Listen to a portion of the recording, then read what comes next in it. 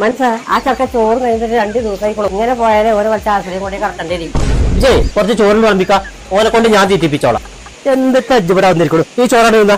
എനിക്ക് വേണ്ട, എനിക്ക് ചോറ് വേണ്ട, ഒന്നും വേണ്ട. എന്തൊക്കെ ചോറ് വേണ്ടാത്ത? ഇവിടെ എത്രയും സമയം പറഞ്ഞ ഐഫോൺ വാങ്ങിത്തരാന് ഇങ്ങനെ വാങ്ങി തരാൻ ഞാൻ തിന്നുള്ളൂ. ഇതിപ്പോ ഈ ചോറാണ് തിന്ന്. ഐഫോൺ നമുക്ക് മേടിച്ചാ തിന്നൂല. ഞാന് ഐഫോൺ വാങ്ങിത്തരാൻ ഈ പെരിഞ്ഞൊരു പച്ച ഞാൻ കുടിച്ചില്ല. കുട്ടി ഐഫോൺ ഉണ്ടോ? എന്താ വില? ആ ഐഫോണൊക്കെ ഉണ്ട്. അത്യാവശ്യം നല്ലൊരു 1,00,000 മുകളിൽ പോകും. അത്രക്കൊക്കെ വില ഉണ്ടോ? അല്ല, ഒരു ഇജ്ജമ്മായിയോ എങ്ങനെയൊക്കെ പറയലോ വെക്കാറ് അങ്ങനെ കൊടുക്കുന്നുണ്ടോ? അത് ഇജ്ജമായി വല്യമായി ഒന്നല്ല, അത് EMI ആണ്. അത് നിങ്ങൾക്ക് കിട്ടൂല. എന്നാ കുട്ടിയെ ഞാനേ പൈസ കൊണ്ട് വരാട്ടോ. എന്താണ് പലിശക്ക് കുറച്ച് പൈസ വേണ്ടിയത്. പലിശ ഒത്തിരി കൂടും. നിങ്ങൾക്ക് താങ്ങോ?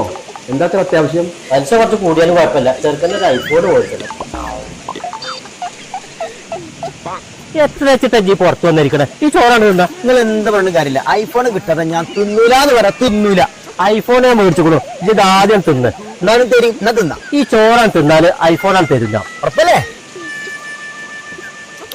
ഊണന് ഐഫോൺ ഒന്നും ഞാൻ മേടിച്ചിട്ടില്ല. ഐഫോണൊക്കെ വാങ്ങണമെങ്കിൽ 1.5 ലക്ഷം ഉറുപ്പ്യ വേണം. ഞാൻ ആ സെക്യൂരിന്റെ അടുത്ത് പോയിട്ട് ഒരു 10,000 ഉറുപ്പ്യ പലിശക്ക് വാങ്ങിക്കുന്നു.